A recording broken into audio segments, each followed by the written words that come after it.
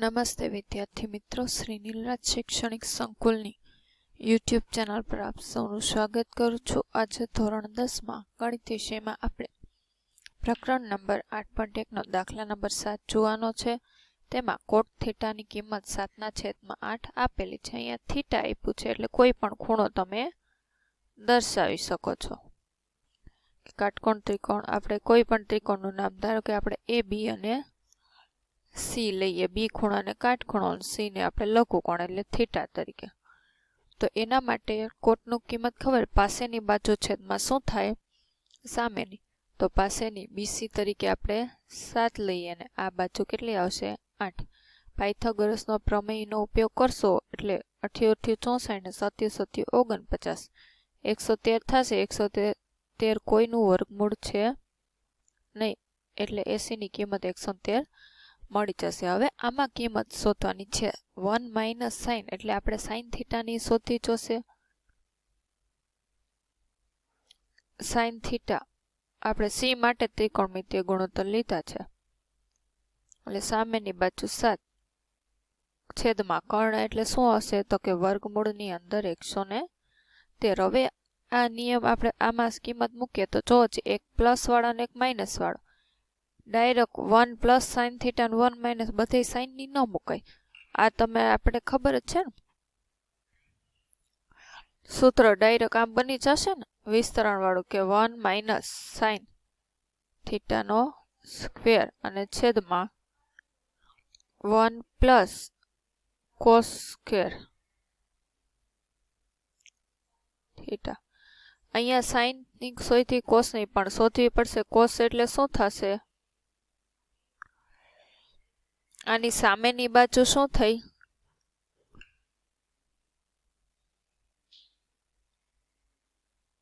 Sorry, સામેની C ની 8 આવશે. પાસેની જોશું એટલે શું? 7// વર્ગમૂળની અંદર 113. બધી કિંમત આપણે મૂકી દઈએ. આમ 1² માઇનસ, અહીંયા માઇનસ આવશે, કોસનો વર્ગ, આમ 1² માઇનસ, અહીંયા કાઉસ કરી મૂકી દેવાનું. 1² તો એક જ થાય. સાઇન ની કિંમત શું છે? 8 વર્ગમૂળની અંદર 113 આખા કાઉસનો સ્ક્વેર અને કોસની 1² 1 7 વર્ગમૂળની અંદર 113 અને આખા કાઉસનો સ્ક્વેર. 1 નું 1 જ રહેશે, 88 64. વર્ગ ને વર્ગમૂળ નીકળી જશે, ખાલી 113 બચશે. અહીંયા પણ 1 - 7 નો વર્ગ 49 77 ને 113. હવે આપણને ખ્યાલ છે કે સરવાળા બાદબાકી નિશાની હોય એટલે અહીં શું લઈ લેશું આપણે? લસા અંશ છેદને 113 વડે અહીંયા ગુણશું અને અહીંયા ગુણવાનું. અંશ છેદ બંનેને. અહીં જગ્યા નથી એટલે નથી દર્શાવતી, એટલે શું થશે ઉપરનું? હવે બેન છેદ સરખા થઈ ગયા એટલે એકવાર જ લખવાના ને. 113 - 64 છેદમાં 113 આખાના છેદમાં 113 - 49 આખાના છેદમાં 113. બાદબાકી કરશું. 113 - 64 એટલે 49 છેદમાં 113 છેદમાં 64 છેદમાં 113. હવે આપણને ખ્યાલ જ છે કે અંશનો છેદ અને છેદનો છેદ કેન્સલ થઈ જાય.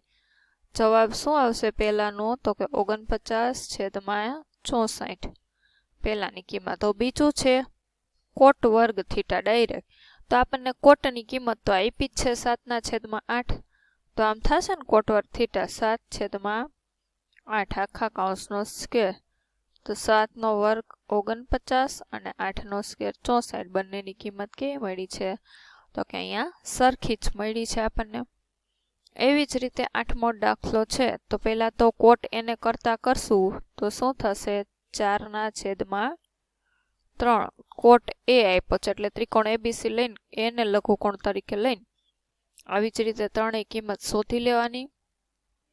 ત્યારબાદ તો કે 1 - tan² ને 1 + tan². અહીંયા 10 વાળું છે તો 10 વાળું ડાયરેક્ટ તમને મળી જશે. શું કામ? કારણ કે એ છે આપણને ખ્યાલ છે કોટ 4/3 હોય તો 10 એનો વ્યસ્ત છે, ખ્યાલ છે ને ત્રિકોણમિતિય ગુણોત્તરમાં.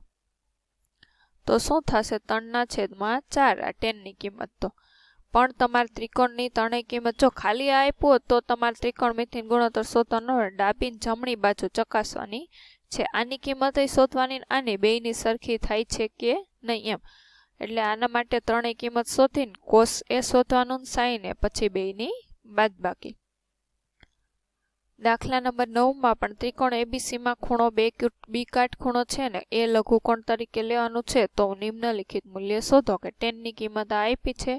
10 ના આધારે આવી જ રીતે ત્રણેય બાજુ શોધીને સાઈન એ ગુણ્યા કોસ સી પ્લસ કોસ એ ગુણ્યા સાઈન થી 4 કિંમત શોધવાની સાથે સાઈન એ, પછી કોસ એ, પછી સાઈન સી અને કોસ સી ચારેય કિંમત તમારે શોધવાની. 10મો દાખલો છે એ આપણા કોર્સમાં નથી, નીકળી ગયો.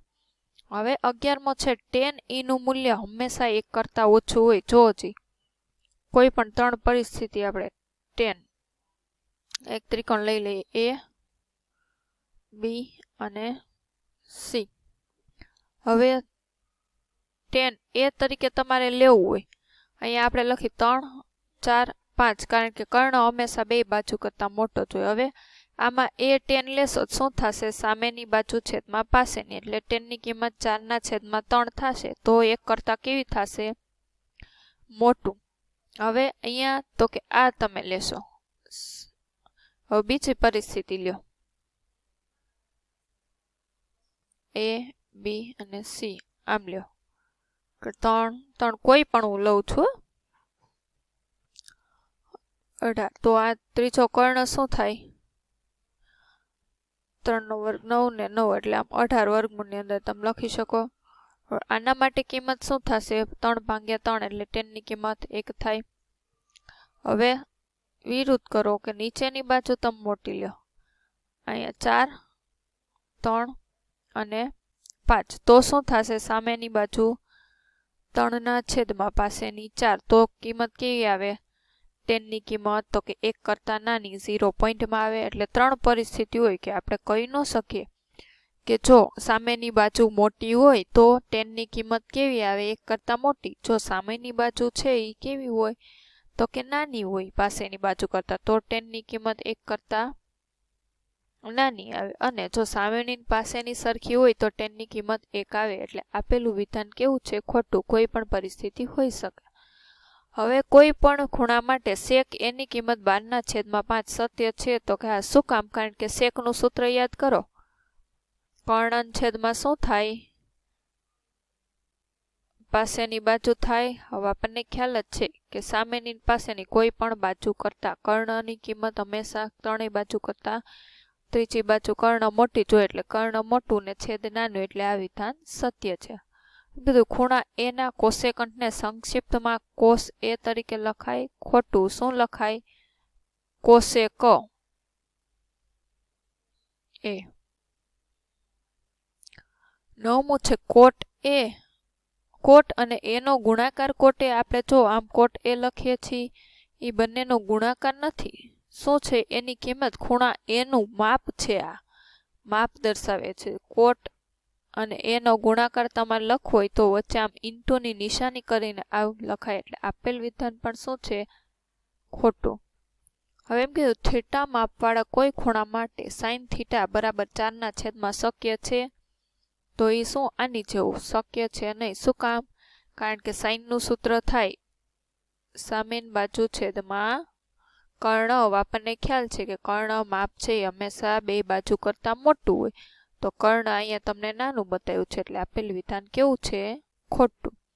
તો અહીંયા સ્વાધ્યાય 8.1 ના બધા જ દાખલા પૂર્ણ થાય છે. હોમવર્કમાં તમારે બધા કરવાના છે. 7મો એક મેં તમને પૂર્ણ કરાવ્યો. એવી જ રીતે 8મો શું યાદ રાખવાનું? પહેલા ત્રિકોણની ત્રણેય બાજુ શોધી લેવાની. પછી કોઈ પણ ત્રિકોણમિતિય ગુણોત્તર કીધા હોય એની કિંમત અંદર મૂકીને લસા અને એવું લેતા આપણે શીખી જ ગયા છીએ 7મા ધોરણથી. એટલે મૂકી દેવાનું બધામાં. 8મામાં 9મામાં બંનેમાં 7મા દાખલાની જેમ જ ગણતરી કરવાની છે. તો આજ માટે આટલું રાખીએ. જય હિન્દ, જય ભારત, અસ્તુ.